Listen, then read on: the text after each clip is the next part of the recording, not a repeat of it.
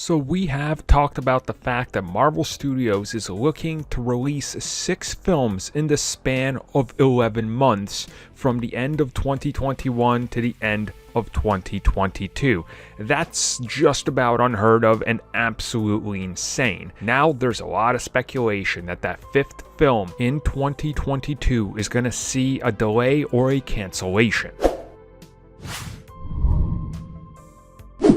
So obviously the current Marvel Studios schedule is rather packed, starting with the end of the year with Black Widow, going into 2021 with the Eternals, with the likes of Shang-Chi, with the likes of Spider-Man 3 at the end of 2021, and there's still that big lingering question mark unknown factor of Sony and their interconnected Marvel, Sony, Spider-Man films like Venom 2 and Morbius, which technically are part of the MCU, which gives us an absolutely stacked 2021 with 6 Marvel films plus the Disney series. And I say, the films because I'm including the likes of Marvel Studios and Sony, since again, it looks like it's all in the same interconnected multiverse universe that Kevin Feige and everybody else has teased. So with that in mind, you end the year with 2021 Spider-Man 3, you're going into 2022, and you have Thor: Love and Thunder, you have Doctor Strange in the Multiverse of Madness, you have Black Panther 2, you have Captain Marvel 2, and then there's that October 7th / late end of the year release, which could get shifted, might happen, might not, nobody really knows. Anyways, there's a lot of speculation running out there that this film is never going to see the light of day, and that they're pretty much going to end the year with July 8th's Captain Marvel 2. Now, we do kind of have to go over this because, again, February 11th from Thor: Love and Thunder to March 25th, which is Doctor Strange in the Multiverse of Madness, that's a quick, rapid succession, rapid fire of 2 films back to back. Literally the tail end of when your film starts to make, quote unquote, nothing at the box office is when Doctor Strange 2 hits. So they're going from Marvel movie to Marvel movie so rapidly that it's almost kind of unheard of, especially from Marvel Studios. Now, I know you're going to mention last year, yes, we had, Avengers Endgame to Spider-Man, but again, that wasn't a connected thing. That was a Sony film. This is a Disney. This is Disney versus Disney, so it's a little weird, and you got to still consider there's Disney films in between these films, which are more than likely going to suffer. And then, March, you have April. April is free, okay, but then 7 weeks, you have Black Panther 2 on May 6th. That's rather insane. That's such a rapid fire, and May 6th, that's a huge one. Like, that is almost kind of shocking how rapid fire this is. And again, right before Thor, we have Spider-Man 3. So again, you're getting that quick kind of succession of films. And then you're waiting from May 6th to July 8th. So you got roughly 8 to 9 weeks till Captain Marvel 2. And then nothing till October. Well, the going theory is that essentially they're going to scrap entirely any plans they had for a fall release. No Deadpool, no Blade, no nothing, unless they can get those film out, very cheaply, which hopefully they don't do. They don't cheap out on them or put something else in there. And essentially that they're going to hold it like this, that this is what we get. We get the 4 films in rapid succession, and then you got nothing for the rest of the year, which then brings us to 2023. So we would go from July 8th's Captain Marvel 2 to February 17th, 2023, with no MCU films. The only filler in there would be She-Hulk on Disney Plus by the sounds of it, and possibly Moon Knight, but again, all the shifting with the Disney Plus series and everything, so that's a big question mark as well. I mean, we're literally tossing up question marks everywhere. We're pretty much becoming the Riddler, even though these aren't riddles, they're question marks and questions, but the Riddler, never mind. Okay, so anyway, what are they to do? Well, the realistic scenario is we're going to see the cancellation of that 5th 2022 film. This would make sense. It's the most logical one. You push whatever that film was into February. Now, February does make a lot of sense if that October film of 2022 was going to be the likes of Deadpool or Blade. And it makes sense because Deadpool has proven he can come out in that time period and make more than the sequel, which the sequel had to re-release to be able to beat the original. So again, that's a good one. You put, Deadpool into early 2023. That makes sense.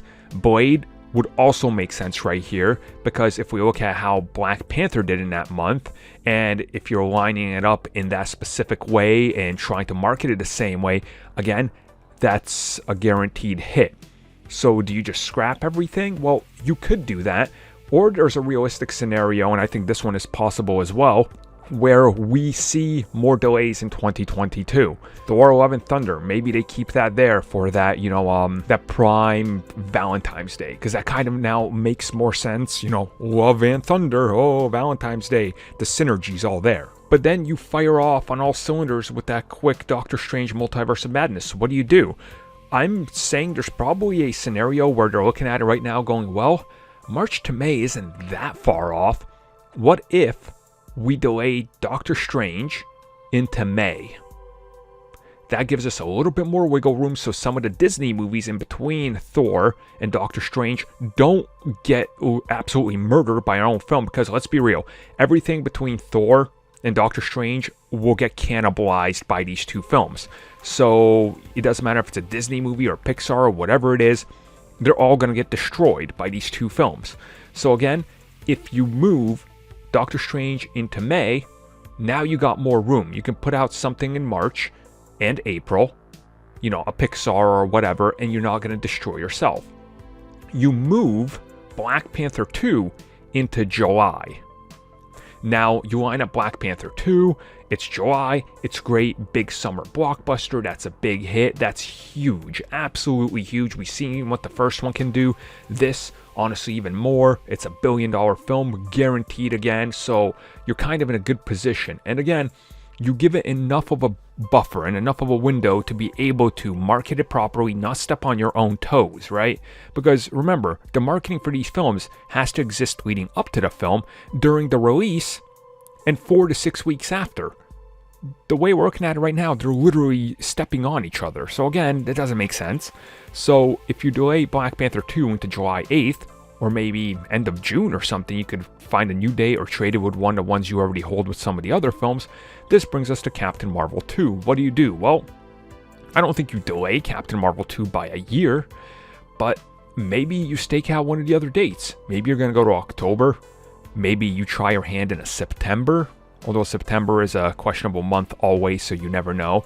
Or maybe you open up a new November date, or take one of the November dates that you currently have and slot it in there, and you find yourself, giving people enough room to breathe. When Captain Marvel 2 comes back, you can literally drop She-Hulk and Moon Knight right in between there, or whatever 2 to 3 Disney series you have.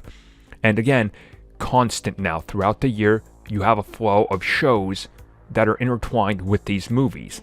So this kind of makes sense to me. So I think a lot of people are right. I think we will see another shift in this slate, but it's not going to be a reshuffling of the entire slate. Instead, it's going to be a shuffle of release dates. So they're not going to be like, well, we're moving Captain Marvel 2 ahead of Doctor Strange, and Doctor Strange is getting bumped up to Spider-Man, and Thor: Love and Thunder is getting bumped all the way back to 2023. I don't think it's anything like that. I think we're looking at a scenario where it's just a shift of these releases, of the dates, and nothing more. And obviously, this could change. Maybe everything works out fine and we still get something in October or November or whenever in those dates that Disney still has, that there's unannounced films and events that they put out there.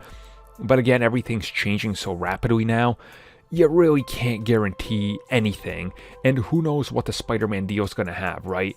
And obviously, we still have October 7th where Spider-Verse is coming out, Spider-Verse 2. But that franchise is no stranger to getting delays or bumped around. And honestly, Sony is still interested in another 2022 release date. So feasibly, we could have another film anywhere in there that's Sony-based, which rumors are pretty much running everywhere that they're still planning some sort of Spider-Man related film on their own.